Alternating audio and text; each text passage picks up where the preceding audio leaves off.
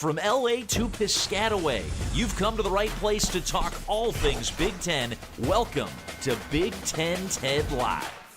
Here we are. Good evening and welcome into Big Ten Ted Live. We've got a lot to talk about here this evening. You see it on the graphic, kind of jumping the gun a little bit early. Earlier today, Dillon Gabriel made his commitment to the University of Oregon. You know we're going to be talking about that.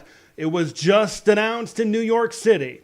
LSU, where we've got one current Big Ten Heisman finalist. We've got two finalists from future Big Ten programs. Had a 3-4 shot, but after kind of the result the last few weeks, it was widely accepted that Jayden Daniels was going to end up winning this Heisman Trophy. So let's start the show off with that. The Heisman Trophy.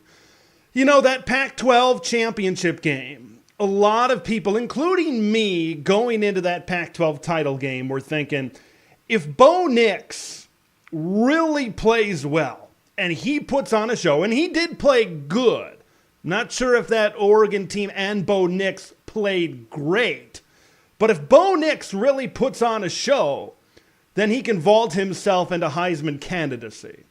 Of course, it didn't turn out that way. Then you look at it on the other side with Michael Penix Jr.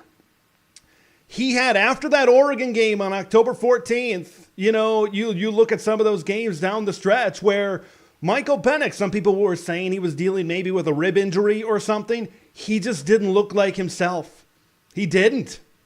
That was the problem, I think, with Michael Penix Jr.'s Heisman and candidacy. I was actually, even though he definitely deserved to be in New York City, the quarterback, 13-0 Pac-12 champion, certainly we know how much winning is attached to this award, and he definitely deserved to be there, but part of me was maybe even a little bit surprised considering how he played, but definitely you look at his performance in the Pac-12 championship game, those two games against Oregon, he played masterful and led Washington to an undefeated final Pac-12 title.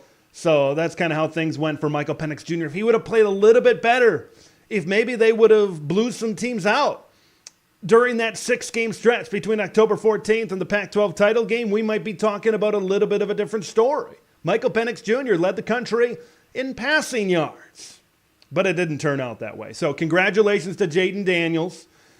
You know, it was going to be tough. It was Bo Nix, Michael Penix Jr., Jayden Daniels. The award probably went in the right direction. It's just maybe some games and some circumstances down the stretch. If they go a little bit different, we might be talking about a different Heisman Trophy winner. But congratulations, of course, to Jayden Daniels for winning the Heisman Memorial Trophy as the most outstanding player in college football. Last night at the College Football Awards, there were a decent amount of current and future Big Ten teams that were well represented there. All right, let's get into today. We are going to be talking about Dillon Gabriel, the former UCF and Oklahoma quarterback, commits to Oregon.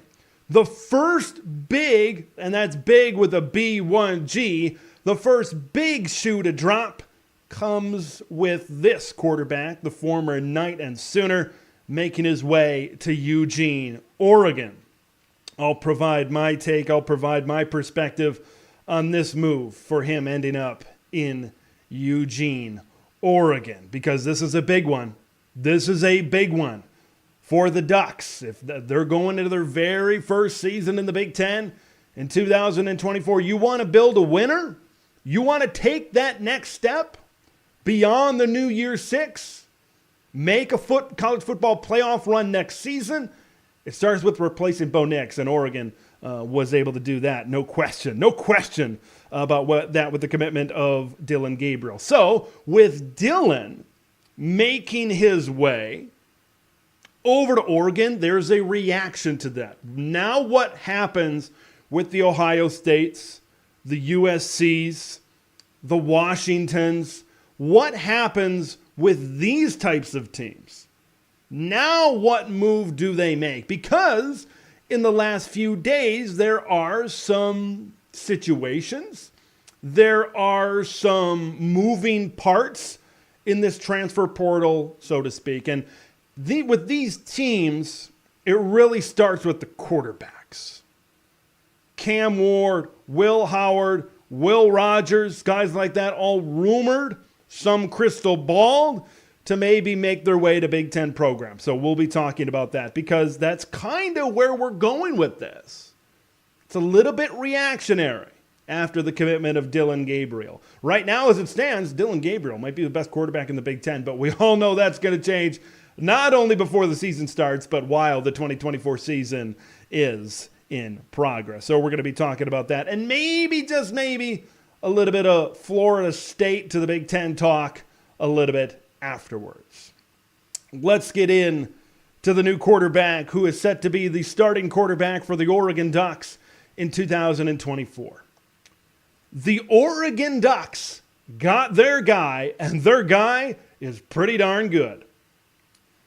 Dillon Gabriel is going to be the starting quarterback for the Oregon Ducks in 2024. Yes, the former UCF and the former Oklahoma quarterback will be finishing his college career in Eugene, Oregon, in Autzen Stadium.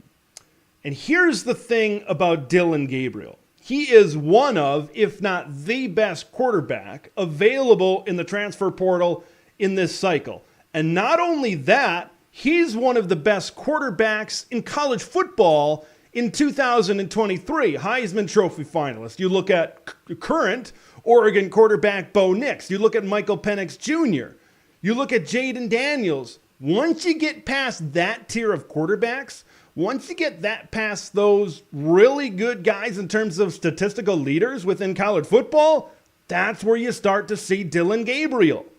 6th in passing yards in 2023 in college football, 3,660, above guys like Caleb Williams and Drake May, who are slotted to be highly drafted guys this spring in the NFL draft. 7th in passing touchdowns, Dillon Gabriel was this past season as well. So you take out those three and some of those other guys that are in the top 5 in the country that will be moving on naturally.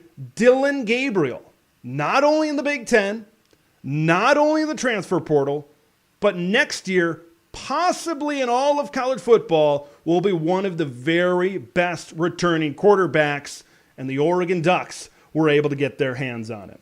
Let's take a look at Dillon's career over his time at UCF, right? Started even before 2020.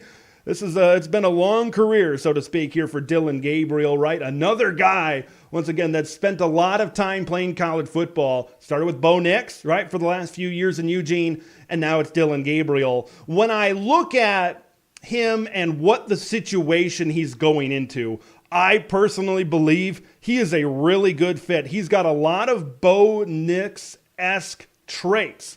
I love Dillon Gabriel and his mobility and his feet. Bo Nix had pretty good feet. Maybe Oregon, Will Stein in this offense takes it to another level with Dillon Gabriel at quarterback. I just see a lot of the same type of stuff. And when you're comparing yourself to a Heisman finalist in Bo Nix, you know you're in pretty good company. Another thing I really like about Dillon Gabriel is his ability to throw the deep ball.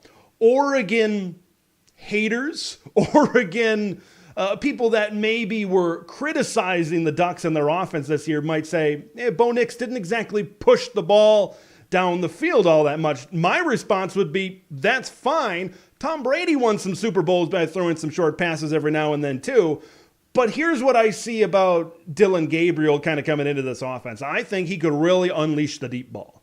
When I see Dillon Gabriel, I was watching him on tape. When I see him throw the football down the field, he throws a very accurate deep ball. I think that's one aspect to this Oregon offense that could certainly open up in 2024. And if you see that open up, that's a scary thought for Big Ten defenses in trying to defend these guys. Now, when you look at finishing off on his career, 66% completion rate at Oklahoma. He was around 60 at UCF. He's thrown a lot of pass attempts, right? He's been in offenses that like to throw the football a lot. What's going to be the balance at Oregon with a good running back coming back and a guy like Jordan James. And that's where I want to take a look at more about some of the talent that's going to be coming back right now with Dillon Gabriel. And I think it looks pretty darn good for the Ducks. Of course, you're going to lose Troy Franklin. You're going to lose Bucky Irving. But you got a guy coming back, a wide receiver in Tez Johnson. You got to feel pretty good about. Over 1,000 yards, 9 touchdowns. In 2023, you got to throw in Trayshawn Holden and Gary Bryant. Right around that 380 mark, 5 touchdowns for Holden and 3 touchdowns for Bryant. Terrence Ferguson is going to be back as well. This is going to be an offense that is going to have plenty around him. And kind of like Bo Nix, Dillon Gabriel is going to be in a position to be the point guard. Distribute the football, get the football into the hands of these Oregon playmakers. That's where Dillon Gabriel is really going to fit in to this offense. So you got an Oregon quarterback that made it to New York City as a Heisman finalist in 2023. Considering where Dillon Gabriel ranked among quarterbacks in the country this season, there's a high probability we could see another Oregon quarterback possibly headed to New York City when all is said and done in 2024. This is a really big pickup, folks. When I really look at Dillon Gabriel and I look around the landscape of the Big Ten Conference, I see a good amount. I see a guy at Oregon that could really come up and be one of the best quarterbacks in this conference. So if you kind of look at it, right, look at the flag behind me. There's going to be a lot of really good transfers coming in. And I'm going to talk about that here pretty soon. But when you look at Dillon Gabriel and when you look at this offense and what Dillon Gabriel will most likely have around him, this could be maybe one of the best offenses, maybe the best quarterback in the Big Ten. We're going to talk about Penn State a little bit later. And Drew Aller, you got a new coordinator in town. You could have some new weapons in town. We're going to be talking about that as well. But man, you got to get excited. Okay, I'm excited for Oregon to join this conference. If maybe I'm other teams, maybe I'm not as excited because it's gonna be a big change, and that's gonna be a big topic as we really make our way across this offseason, because this is 2023 was kind of a bridge season, and now as we are wrapping this season up, we've got bowl games, we've got college football playoff games, right, including one current Big Ten team and one future Big Ten team. Once we kind of get past that bridge and a lot of these transfers, I think my thoughts on how these teams will stack up, I won't be able to really tell. Now, this is kind of the first piece to the puzzle that's really put into place. But it's going to be really hard to tell Washington, USC, Ohio State, maybe Michigan. How are all of these teams going to factor in? We don't know who their quarterbacks are going to be. Is J.J. McCarthy going to be back? We might not know that until middle to late January. I know that kind of messes things up with Michigan's transfer portal pursuits, but I guess that's the downside of being the number 1 team in the country. That's the downside of winning 3 straight Big Ten titles. So, but I said it if you watched my YouTube short today. December. This is where teams are built. This is where you improve your team. Early signing day, transfer portal. Those big cycles are in December. It's a busy month. It's going to continue to be a busy month with the college football playoff kind of going to 12 teams and kind of sneaking further up within the month of December as well. I want to get to some comments here. I want to get to some comments before we kind of keep on going as well. Andrew Anderson chiming in. McCourt to Nebraska is possible. Andrew, it might be probable. And I'm going to get to that here in my next segment once I get through a few of these comments. Currently crystal balled, the Vegas favorite for Kyle McCord is the University of Nebraska. And that's got to change your mind about Nebraska. I'm not saying Kyle McCord is this awesome Heisman type of quarterback, because he's not. I think we found that out. With the talent that they have this season, Ohio State was looking for something more. But you know who else is looking for something more? Nebraska. Nebraska, if they can land Kyle McCord, they're going to get something more. Will he bring Ohio State wide receiver Julian Fleming with him? He's in the portal. We're going to be talking about that in our next segment as well. Kraken Hawk, Washington fan here. Trophy should have went to Penix. You know, we can debate until we're blue in the face. I think a lot of statistical categories between Jaden Daniels, Michael Penix, and Bo Nix, they all went in various ways. But when you've got the quarterback that leads the country in passing yards and goes undefeated, conference champ, number 2 team in the country, you make a pretty good case that Michael Penix Jr.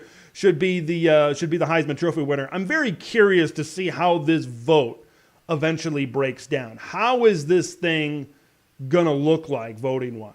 Did Jaden Daniels win in a landslide? Was it close? Very curious to see how that all kind of goes down as well. More from Kraken Hawk here. Dillon Gabriel to Oregon. This is according to Kraken Hawk, not me. Dillon Gabriel to Oregon doesn't really matter because Big Game Dan is still coaching. The zeros will be 0. Of course, Dan Lanning 0-3 against Kalen DeBoer in their careers. Boy, have they been some of the better games in college football over the last 2 seasons. But I'm so glad. Like, realignment has its positives, realignment has its negatives. But one thing that I guess enjoy about realignment, specifically with the Big Ten, specifically with Oregon and Washington, is that game's at the end of the year, folks. Like, what Oregon and Washington were this season, and then what I just was talking about with Dillon Gabriel becoming the quarterback at Oregon, and Washington is looking at Cam Ward. They're looking at Will Rogers. They're looking at some pretty darn good transfer quarterbacks themselves. Merriweather, the wide receiver from Notre Dame, could come on over. I think Washington could be a pretty good team next year as well. Oregon and Washington, at the end of the season in Eugene, could it determine who makes the Big Ten title game? Possibly. We got a long way to go. I'm going to do a show at some point, probably in mid to late January. And I said, now that the dust has, for the most part, cleared on the portal, I'm talking, future Ted is talking right now. Once the dust has cleared on the portal, that's where I'm going to really dive into who won the portal, who won signing day, which team starts to look good. Because then you get into spring ball, February, March, is kind of when you get into spring ball. And I know people can transfer. Like, look at Michigan State this past season. You had Peyton Thorne and Keon Coleman. Those were 2 huge losses for Michigan State. Those were both transfers in the spring period. So teams can take some pretty big hits in the spring. Now, teams can pick up, right? Keon Coleman going to Florida State was a big catalyst of them having an undefeated season. But once you get to the middle of January, that's when you really start to see these teams coming together and what they might look like as we enter 2024. A week into this transfer portal cycle, it's very difficult to determine, who exactly is going to be the team right now. All right, let's go to our guy Josh here. Every Big Ten football program needs to get a coach with West Coast experience to counter the better skilled talent on the flanks. I don't know if every single team needs a West Coast presence. I think you need to be who you are. Just because 4 teams, historically most of them, have really good offense, doesn't mean you need to change who you are.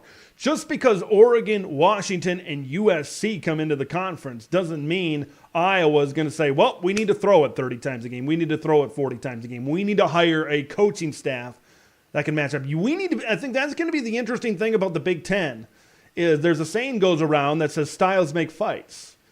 And it's going to be what's going to be the fight.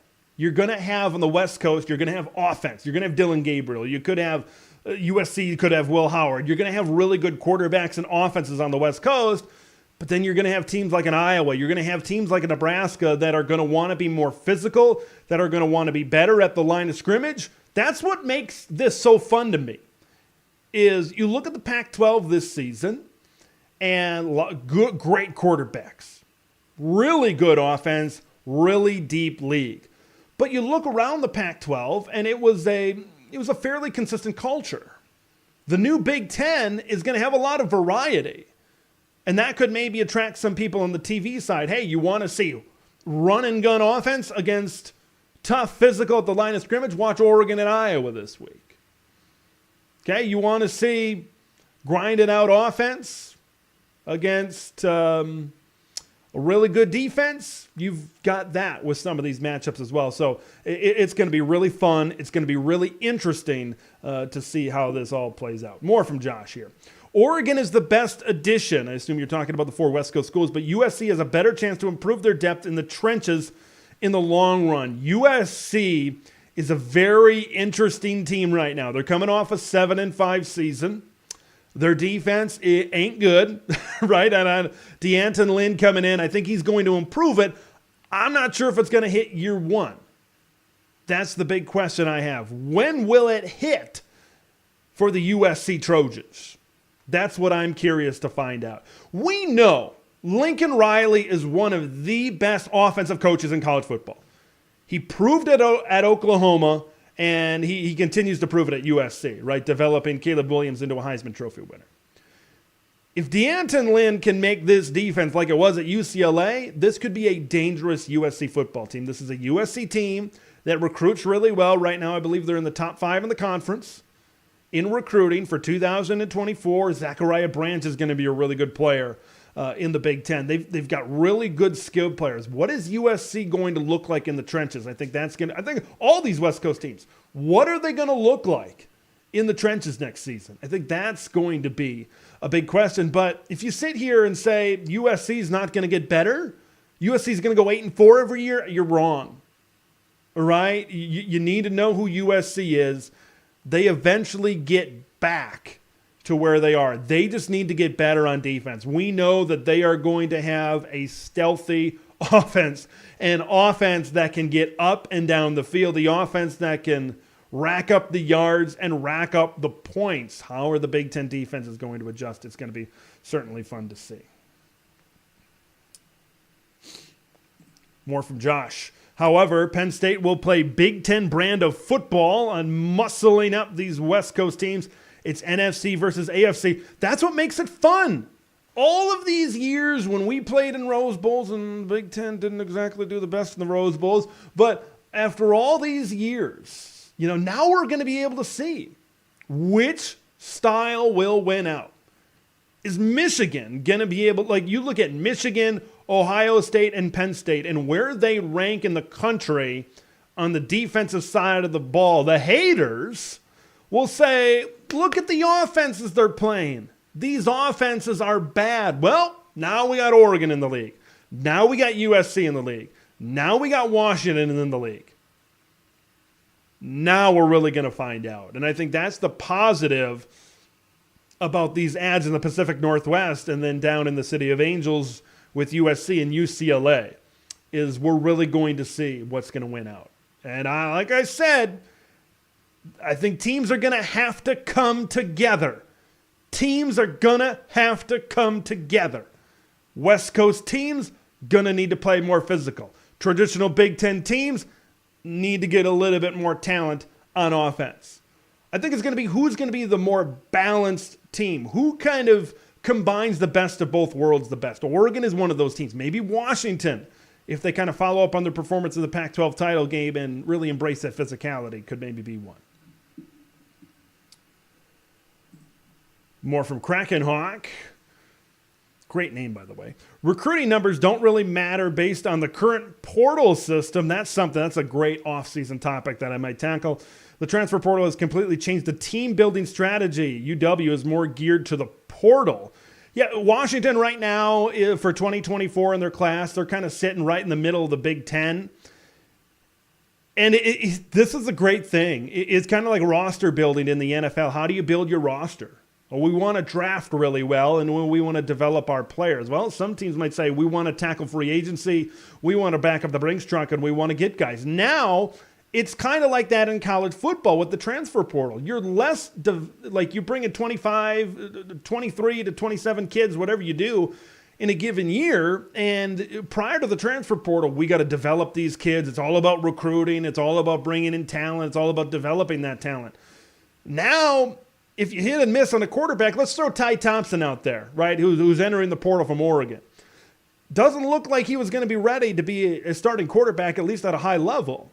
You miss on a guy, you can go out and get a Dillon Gabriel. That's what a lot of coaches out there are wanting to get, the experienced talent that have college football Power 5 experience under their belt, rather than taking time with a 3-star or a low 4-star and seeing to develop them. You still need to have the roots of your program. Recruiting is still the roots of the program in college football. You can't Dion this thing up every single year. You need to go out and you still need to recruit. But transfer portals these transfer additions are a way to plug the holes that otherwise you need to fill, that maybe you have a weakness at.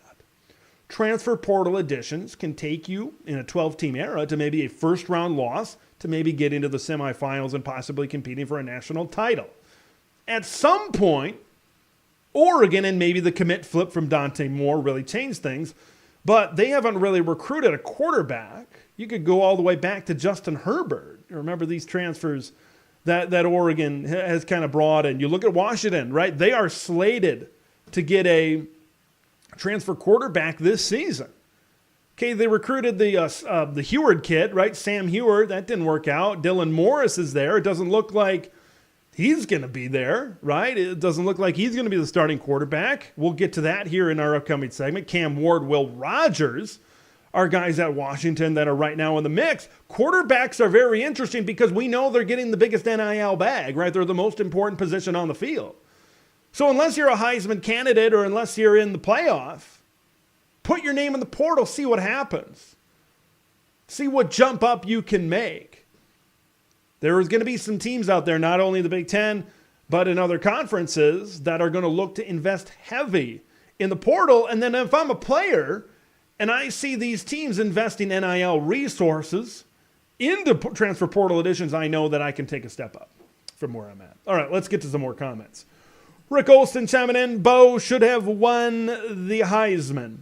I believe if Bo Nix and Oregon, if they would have beaten Washington in the Pac-12 title game, I think it would have been very difficult to deny Bo Nix the Heisman Trophy.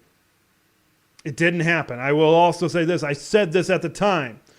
If Bo Nix got the ball one more time, if Oregon could have came up with a stop, I thought the way Bo Nix and Oregon was playing, they would have gone down the field and they would have won the game. Didn't happen, though. That's the beauty about college football. That's how close these things can be sometimes. You look at the stats and you look at Bo, you look at Penix, you look at Daniels. 3 fantastic quarterbacks throughout this entire season. I've heard people that have said Penix. I've heard people said, yeah, I'm okay with Jaden Daniels. I've heard people that say Bo Nix. All 3 of these guys transfers, by the way. Remember, things weren't working out at Auburn for Bo Nix, transferred to Oregon. Jaden Daniels, remember, he was a quarterback under Herm Edwards. Remember that at Arizona State? Of course, he ended up transferring to LSU, as we know, having some really good numbers, and now a Heisman Trophy under Brian Kelly. And, of course, Michael Penix suffered a lot of injuries, right? I know it. I started my channel the year he was really going off in 2020. And that was kind of the first year that I was starting to cover things. And Michael Penix in 2021 did not start off things really well. Kind of got eaten up by the Iowa Hawkeyes at the beginning of that season. All right, let's get to some more comments. Kraken Hawk, UW has like 15 high school recruits, so our number is low, but we've saved a lot of spots for the portal. And it looks like that's the way things are going right now. That's the way things are going. Is at least for Washington. If you know, we just can't recruit. We can't. I don't know if we can get to the Michigan, Ohio State, Penn State, USC, Oregon type of level, and that's totally fine. Washington, maybe this year is a perfect example where maybe you don't have to, because it's like, man, we got to recruit in the top 10, the top 15 of the country to have a shot. You can recruit 25th to 30th. Something like in that general area. Like I said, you still need good roots within your program, But you can still recruit and then go all in on the transfer portal. If you've got a really good NIL collective, Washington is one of those examples where you can win. Here's another comment. Oregon has dominated USC on the field and in recruiting for over a decade. I don't see USC getting it going anytime soon. Look, I understand that, and the Ducks have done well. And you've also got to understand the Clay Helton era. And Lincoln Riley is in year number 2 of this thing. Year number 2 of this thing right here for Lincoln Riley. I think as the years kind of go on, he's going to get better, you would think, at USC. And with that type of coach, and now you're bringing in a defensive coordinator that's not tied to Lincoln Riley and that's proven to have success and that's proven to be able to flip this thing pretty quick. I'm not saying USC is going to contend for Big Ten championships, but you got to think USC is going to be maybe at the very least in that playoff type of conversation. Rick Olson chiming in. Oregon will be the best quarterback in the Big Ten next year. So Dillon Gabriel, I'll put it this way. Let me phrase it like this. Look at some of the other transfer portal quarterbacks that are out on the market right now. Your Will Howards, your Riley Leonards, your Cam Wards, your Will Rogers. Dillon Gabriel is a really good quarterback, folks. And statistically, I said it in when I talked here before about it. 6th in the country in passing yards this season, 7th in passing touchdowns. And you got guys like Jaden Daniels and these other Heisman candidates, Bo Nix and Michael Penix Jr., they're above him. They're going to be moving on next season. Like you look at across the whole landscape of college football, look at a guy like Dillon Gabriel. He's got to be one of the most I don't care if they're in the portal or not. He's got to be one of the most talented quarterbacks coming back in all of college football next season. In all of college football. All of college football. A little bit off the Big Ten path here, but I want to bring up a comment here from Wednesday Chicken. Former Colorado players, I have seen this with Jason Whitlock, and these players, are they disgruntled? I don't know, but I've seen these interviews. The Deion thing, I've gone on record saying I'm not a believer. Keep the receipt. I don't care. I just, he comes out in the middle of the season about his offensive line and say when they're not playing their best and says, yeah, we're just going to get new linemen next year. No one's going to want to play for that. People see that. We've had people decommitting, coaches moving on. Deion's saying they're going to play in the playoff next year. Good luck. Good luck. I mean, you're going to a conference that maybe you'll be able to have better luck in the Big 12 next season, but good luck. That's all I got to say about that. Kraken Hawk. Let's see.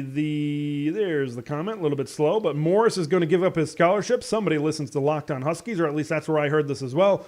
That's the rumor going around. He's going to attach his name and career to DeBoer and or Grubb. So our guy Roman Tomashov, that has been on this show and this channel before, writes over there for Sports Illustrated. Also co-host him and Lars Hansen, Locked On Huskies. Great show.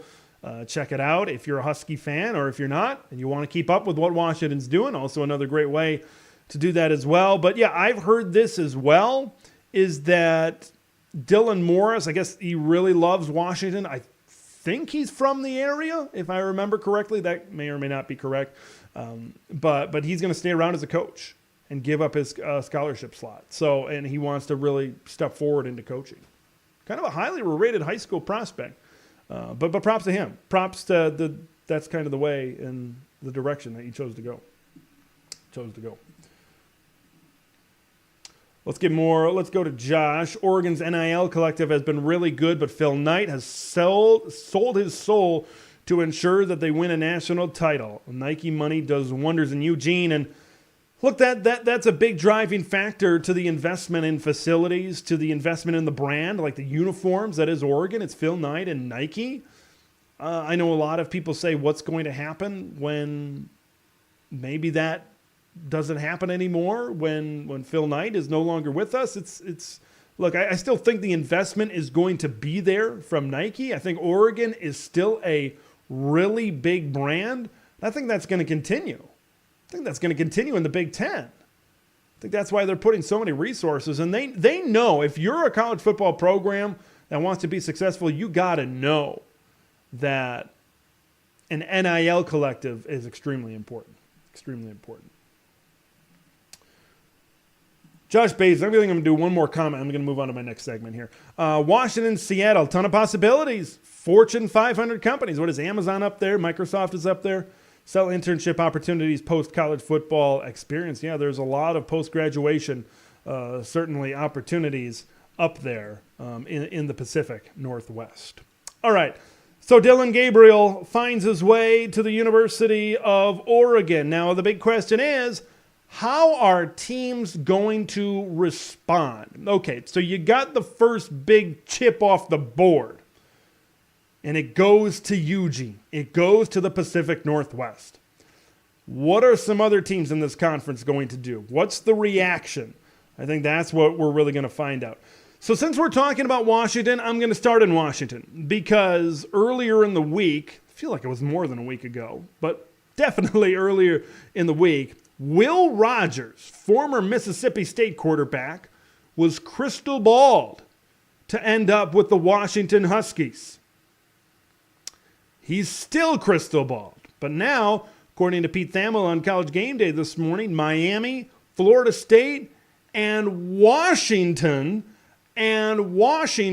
are scheduled to be visit destinations for Cam Ward this week. That does not include Ohio State, which would then make my predictions that I made on Twitter not right. I predicted Cam Ward to Ohio State. Where do they go? Boy, what a great problem to have if you're Kalen DeBoer and the Washington Huskies. You had a Heisman finalist. You're 13-0. You won the final Pac-12 title. Now you might be choosing between Will Rogers and Cam Ward in the transfer portal. A lot of people love Cam Ward right now. Of course, he brings that mobile ability. Will Rogers took a step down this last season at Mississippi State. That's something that's going to have to be answered. Otherwise, is Cam Ward going to go down south? I haven't heard Will Rogers to any other program right now. If it comes to a decision, that's not an easy decision to make between Will Rogers and Cam Ward. I have a feeling that if it comes down to that in Seattle for the Purple Dogs, you got to think that it's going to be it's going to be Cam Ward based on what I'm hearing, based on what kind of everybody's been saying right now, and then we'll see what a secondary option is for Will Rogers. But considering the crystal ball, you got to think Washington really likes Will Rogers. Threw for 4,700 yards a few years back, for God's sakes. Crazy. I'm going to get to some more stuff, but I want to get to some comments. I'm going to kind of go in and out between some things here. Gavin Estes chiming in. Cam Ward needs to stay in the Pacific Northwest. Hey, limit your moving costs. Going from Pullman to Seattle. Stay within the state of Washington.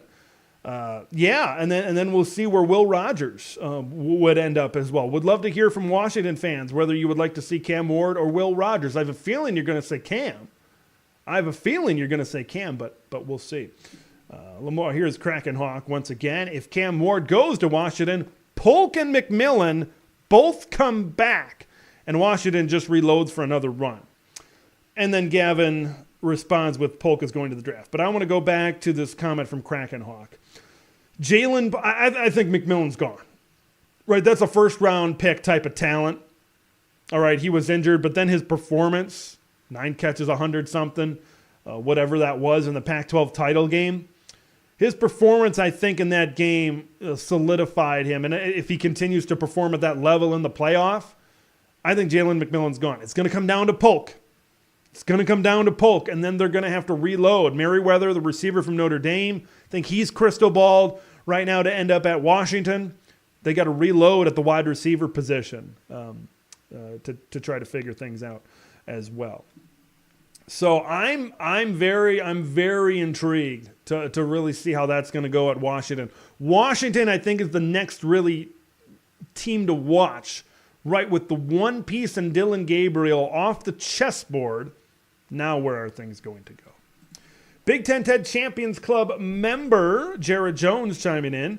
Oregon getting Gabriel was huge for them. They're coming into the Big Ten fully loaded. Here's one thing I am going to mention in this segment, and kind of Jared prompted me to think about this, is Walter Nolan. If you don't know who Walter Nolan is, you can't miss him. 6'4", over 300 pounds. He was the number one recruit. He was a star recruit from that number one Texas A&M class. And after a year there, he's in the portal and he is visiting Oregon right meow. And if we know anything about visits in the transfer portal, if you're not first, you're last. Right? Getting in there early is a big part to be able to solidify some of these transfer commitments. If they can shore up the inside, look how Oregon, how they perform. They need depth on the interior of their defensive line. Birch is good, and they have younger players, and Dan Lanning, I think, knows what needs to happen, not only to win in the Big Ten, but to win at the highest level and to continue winning. You need players in the trenches. If they can get Walter Nolan and Dillon Gabriel in this transfer cycle, those are back-to-back jacks, as they say in the baseball world. So that would be huge. Oregon is going to be a team to watch out for. Right now, it is way early. We're not even done with this college football season yet. We're looking forward to 2024. I can see Ohio State. I can see Michigan. I can see Penn State. I can see Oregon. I can see Washington. I can see a lot of. That's why 2024, I'm excited now just thinking about it. And we're, 8 to 9 months away from this thing kicking off. That's why I'm so excited. I have no idea what to expect. Nobody has no idea what to expect. If you think you can come into this thing and predict things right now, you're lying to yourself. So thank you for Jared for bringing that up, to be a member of the Big Ten TED Champions Club. You can click that join button, and for $2.99 a month, you'll get early access to videos that are published. A lot of times I schedule videos to be published. Say I record them and edit them on a Tuesday, but sometimes they don't come out until Wednesday. If I'm done at Tuesday at 5 o'clock, you'll get that right away instead of having to wait until Wednesday. So you can become a member by clicking that join button. All right, let's get into some more comments as well. Here's Krakenhawk. UW's playoff performance will determine how much of a reload this will be. Yeah, like I said it before, Washington, if they win against Texas and they get into the championship game, they're going to be able to look all around. They're going to be able to look all around the Big Ten. At the very least, 17 teams. We'll see if Oregon makes it, or would it be 16 right now, to concluding themselves. Say, we played for a national championship. Did you? They're going to take a lot of momentum going into the Big Ten. That's why this thing is so big for Washington. If they can get there, and what Kalen DeBoer has done in his career, boy, that is a big launching point, as they say, going into this conference. More from Josh. Big Ten teams need to do a better job of recruiting defensive tackles who can destroy the line of scrimmage. Walter Nolan would be a great addition to Penn State. Look, Walter Nolan would be a great addition to any team in college football. So insert your favorite team here when it comes to Walter Nolan. But right now, visiting Oregon, will he be able to leave Eugene without a commitment? Keep your eye on that. As tonight winds down, as you wake up in the morning, as we get to the afternoon on Sunday, keep an eye on what happens with Walter Nolan, because there's a quarterback that I'm going to be talking about here pretty soon that visited somewhere earlier in the week and he didn't commit, and maybe he was crystal balled to go there, and maybe he could end up somewhere else. Wednesday Chicken. Ty Thompson is in the portal. Ty Thompson, 5-star quarterback that was the backup at Oregon, didn't really pan out. That's an interesting question. I'm not sure if it'll end up in the Big Ten. I believe Ty Thompson was from the state of Arizona. He'll have an opportunity to go somewhere. I believe Ty Thompson's a talented kid. I just don't think that he's where they want him to be. He's not a Dante Moore, who they really like. Dante Moore was originally committed to Oregon. And there's rumblings out there that Dante Moore and Oregon have mutual interests. According to On3, there's even interest in the Dillon Gabriel camp to do what's best for the program, take Dante Moore under his wing for a year, and develop him and figure things out that way. So Dante Moore, and I'm going to get to Dante Moore in here in just a little bit, but that's a very, very interesting. I don't know. I honestly, I have a pretty good read on some of these guys. I have no idea about Dante Moore. Dante Moore is a tough one for me to really, really get an eye on right now. Really get an eye on. Rick Olson, Nolan going to Oregon would put college football on notice. It would surely help their defense. I think the Oregon defense needs to get a little bit better. They've recruited really well. They've got a lot of young players, really good young players in that defense. This is going to be a big developmental year for Dan Lanning and that defense. Can the Ducks develop players good enough to be a good Big Ten defense? We know that they're going to have it figured out on offense. Where's it going to be on defense? This Oregon team might have been close to being undefeated if they would have been able to buck up a little bit more defensively against the Washington Huskies in those two games that they fell a little bit short on. All right, I want to get to some more of my points here. So we talked about the decision that's going to have to be made at Washington. Will Rogers or Cam Ward both appear to be interested, both appear to have visited or will visit Seattle. What happens there, what direction they go in, will certainly be interesting going forward. Let's talk about Dante Moore a little bit. Because when it comes to Dante, he's got a choice. We've got 4 schools. 3 of them are in the Big Ten. 1 of them is in the ACC.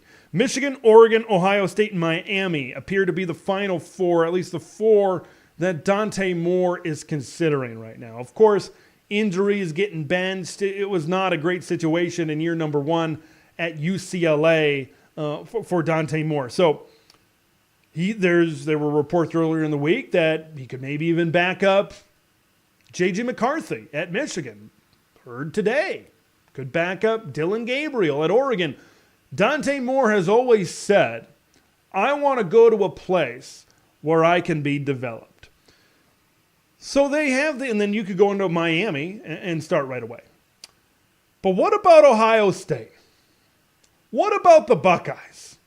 Boy, Ohio State is interesting. I thought it was going to be Cam Ward. I thought Cam Ward would be the guy. But it doesn't look like it's going to pan out that way. It doesn't look like there was maybe ever interest. Shows just my insider knowledge really, really coming out right there. But Riley Leonard is a name that I think we need to keep an eye on. Riley Leonard. Riley Leonard visited Notre Dame earlier in the week. Everything appeared to go well. 24/7 Sports crystal balled him to Notre Dame. Then what happened? Ohio State came open. Ohio State put their name in the hat. And now Riley Leonard and Ohio State are scheduled, according to reports, are scheduled to maybe have a visit down the road. Let's say it doesn't work out. It could very well. If I'm a quarterback, if I'm Riley Leonard, I'm going to Ohio State over Notre Dame. I think the track record really speaks for itself. Okay? And the talent I'm playing with, I think, is a little bit better. Notre Dame has been losing some good receivers. Merriweather, Chris Tyree, out of the portal. I'm not sure what the talent level is going to be on the perimeter next year for the Fighting Irish. But when I look at Ohio State, if it doesn't work out with Riley Leonard, where do you go from there? Because if it's not Cam Ward, Will Howard ends up at USC, you start losing your options. And Will Rogers ends up at Washington. Maybe Cam Ward ends up at a place like Florida State or something like that. Dante Moore right now is a guy that has Ohio State in his final group of schools. Is he going to be able to come in there and do what Ohio State wants him to do. How much of an upgrade right now is he over Kyle McCord? Potential, yeah. We see the kind of potential that he has. I personally believe, from what I understand with Dante Moore, it seems like he would benefit from an Oregon situation or a Michigan situation if J.J. McCarthy comes back. Being in a position where he can be developed. That seems to be the best possible option. But if Dante wants to play, then Dante's going to find a place where he can play. It could be Miami. It could be elsewhere. They're going to find places to play. Let's go into another point. Another Ohio State. We're kind of starting with Ohio State, and now we're kind of branching off with some fellow Buckeyes that could go in different directions. Let's talk Kyle McCord. I don't know how exactly the situation went down, but the tea leaves that I was reading is that Ryan Day said, we're going to go hunting in the portal. If you want to stick around and be a part of the battle, that's on you. But we're going to go to the portal and nothing's guaranteed. And Kyle McCord says, give me the guarantee. Nebraska right now is crystal balled to receive the talents of Kyle McCord. Huge upgrade. And I said this on Twitter, and I've said it in other places. Kyle McCord, big upgrade for Nebraska. Nebraska is a step down in terms of the talent around him. Any place other than Ohio State. Ohio State is freaking wide receiver U. They've always got talent all over the place. Even after they lose Marvin and Emeka, Julian Fleming, who I'll talk about in just a minute, Ohio State recruited 3 of the top 5 wide receivers in last year's recruiting class. So they're going to be fine. They're going to figure it out. That's always going to be a destination for wide receivers. But Kyle McCord going to Nebraska, I think this really improves the Huskers. I think this is big for Nebraska. Nebraska's big thing next year, stay healthy, and not only stay healthy at the skill positions, stay healthy in the offensive line, and we need a really good offensive line to help out Kyle McCord. Kyle McCord is not going to have as much pressure on him in Lincoln. Like they've said, we want to have a physical football team. We want to run the ball. If they get Gabe Irvin Jr. healthy, Emmett Johnson had a good year as a freshman. Like they can take heat off of Kyle, and I think that's maybe the system where Kyle could do best in, is that type of system where there's maybe not as much pressure in the passing game as there was with him at Ohio State. Let's talk about a former Buckeye as well, in Julian Fleming, wide receiver, 5-star wide receiver. He's got 2 Big Ten schools really on his radar right now. Penn State and Nebraska are in the mix for Julian Fleming. I heard he was visiting Penn State today. Boy, when I look at the Nittany Lions, look, you got a lot of really good offenses coming in on the West Coast, but in terms of the current Big Ten footprint, I really like what's going on at Penn State. Like, you bring in a new coordinator that's been proven to be a dynamic and creative play caller that's certainly going to make this offense better. You've got maybe the best running back tandem in college football with Nick Singleton and Katron Allen coming back into the backfield. And then if you bring in Julian Fleming, you get Keandre Lambert-Smith to come back. Jalen Lucas, the everything hybrid player at Indiana, was offered by Penn State as well. Penn State, they recruited really well on the offensive line about a year ago. Penn State is certainly a team to watch out for to really make a jump on the offensive side of the football. That is something that really intrigues me. That run game, everything really makes me excited about Penn State. I said it this offseason. I said Penn State could possibly be the team of 2024. They could be. They could be that team to maybe make a run for a Big Ten championship. Michigan and Ohio State, it looks like the Wolverines and the Buckeyes are going to be losing a lot. Where do they stand? It's certainly going to be interesting over there. Let me get into some more comments here.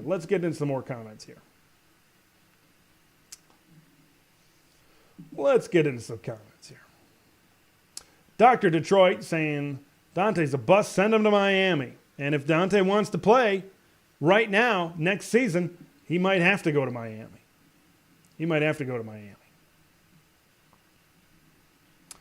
A lot of trash talk. That's okay, though. 3 times in a row. DeBoer. I'll say this about Kalen DeBoer and Dan Lanning.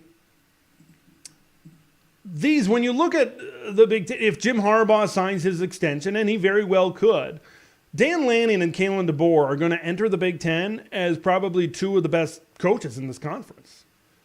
And you look around, there are some good coaches in the footprint right now, but what Dan and Kalen have been able to do in 2 years, I think speaks for itself. Like, I think with these 4 West Coast additions, the coaches that you're bringing in with Lincoln Riley and his prowess on offense, with Dan Lanning and then Kalen DeBoer and what they've been able to do, those are 3 really good head coaches. Right now, maybe Lanning and DeBoer sitting at a little bit of a different table than Lincoln Riley right now, but it's certainly out there. It's certainly out there. We've got the inside scoop here from Josh. I saw on Twitter, I thought I saw that someone said that he was at the basketball game tonight, Penn State's men's hoops game. So, man, him ending up at Penn State could be a really big addition. Him and Keandre Lambert-Smith, they need wide receivers. Penn State needs to bolster their wide receiver room.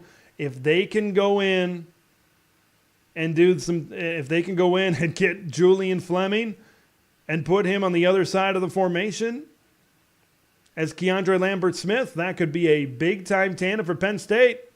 We'll see what happens. We'll see how things shake out, but it's certainly going to be interesting to really see how it all ends up going down as well. I want to talk about something as well here, and I'm going to mention it quick, but some people have been kind of calling for it. Hey, what do you think of this? What do you think of that? And Florida State in the Big Ten. Florida State was not happy, even before this whole college football playoff fiasco. Over the summer, throughout the past year, 6 to 8 months, year, whatever it has been, they've voiced publicly that says something's got to change. Something's got to change with our revenue. Otherwise, we got to make a decision. And a lot of people right now, there is a lot of smoke right now for Florida State to possibly maybe make a decision sometime in January and in the future. Other than Notre Dame, and when you look at potential expansion options, Florida State has got to be pretty darn close to your number one option, if not clearly your number one option.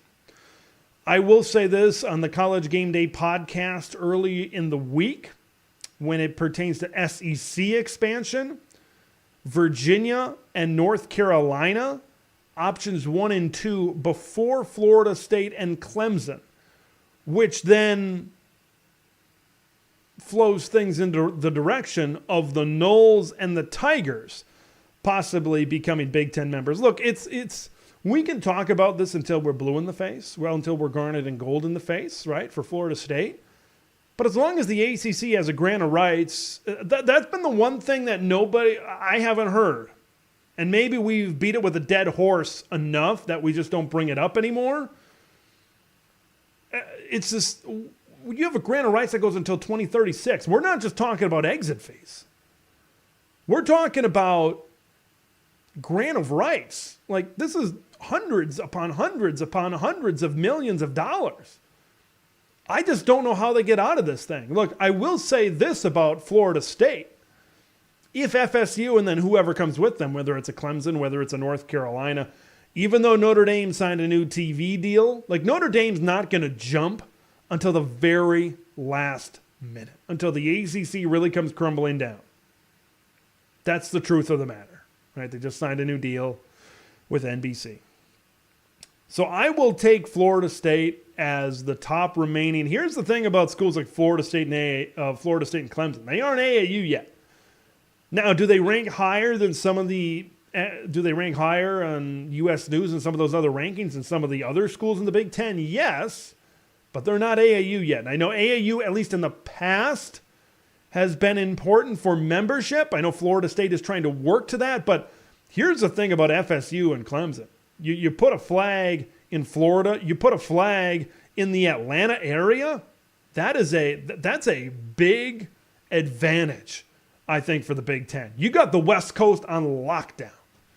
The West Coast belongs to the Big Ten. Game, set, match. The Midwest, the Northeast belongs to the Big Ten. A lot of areas within the Big Ten. We aren't going to get down to Texas. Okay, I just don't think Texas A&M is going to be the one to eventually jump over. I don't think we're going to get down into Texas, unfortunately. But getting down into Florida, I think, is a big-time target for the Big Ten. And then Clemson is very close to the Atlanta market without having to get someone like Georgia Tech that maybe the value isn't there. Now, I get it. Clemson is very much a recent program. The Tigers are a program that turned it on within the last 6 or 7 years. Remember, they always had trouble. Remember Clemsoning? Remember, they always had trouble getting over the hump. The Tigers did. Now, you put FSU and Clemson together, how that's all going to work out in the Big Ten is certainly going to be interesting. No, if maybe in a perfect world, if you're only adding 2, maybe it's Florida State and North Carolina other than Notre Dame. But here's another thing that we talked about on the Discord. If you haven't joined the Discord is essentially a free message board for folks, and we got about 150, 160 people in there right now. So I'll drop the link in the chat right now. Go ahead and join the Discord so you can talk about your team. All 18 teams in there. It's great. So be a part of that. No question. I'm in there all the time, putting more in there than I do on Twitter in terms of text conversations. But talking about on the Discord, if we get Notre Dame, are they going to want to bring their academic powerhouse Stanford with them? So then you get 2 in the Southeast. Do you need more than 2 in the Southeast? Probably not. Here's the crazy thing about this. We said North Carolina and Virginia are the top targets for the SEC. Let's say Florida State and Clemson now for the Big Ten. Miami, the powerhouse, late 80s, 90s, 2000s. Miami was that powerhouse for so long. And now they could be out of the power too.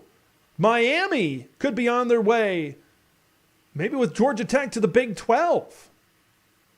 It's crazy how this thing really goes down. But to be honest with you, here's what I want out of Big Ten programs, and I think this is for many other reasons. I think Stanford and Cal were never really in the discussion. But I want programs with big-time fan bases. I want packed stadiums. I want great atmospheres. Florida State and Clemson bring that to the table. Miami plays in an NFL stadium, and it's half full, and their fans, it seemed like, are only engaged when they're good. So I want to see those type of additions to the Big Ten. I want to get to some comments here right now as well as it pertains to this and some of the other things that we've been talking about as well. Kraken Hawk chiming in. I'd rather see Duke, North Carolina, and or Clemson and Miami, and the big isn't Florida State. And that's a big...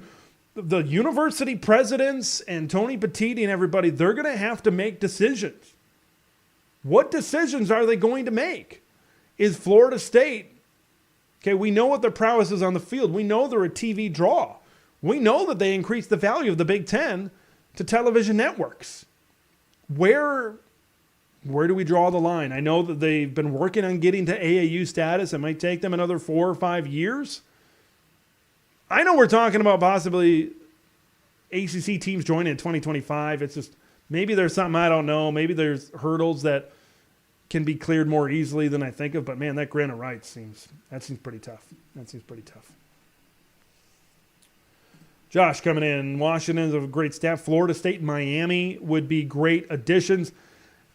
Do you need more than one team in Florida?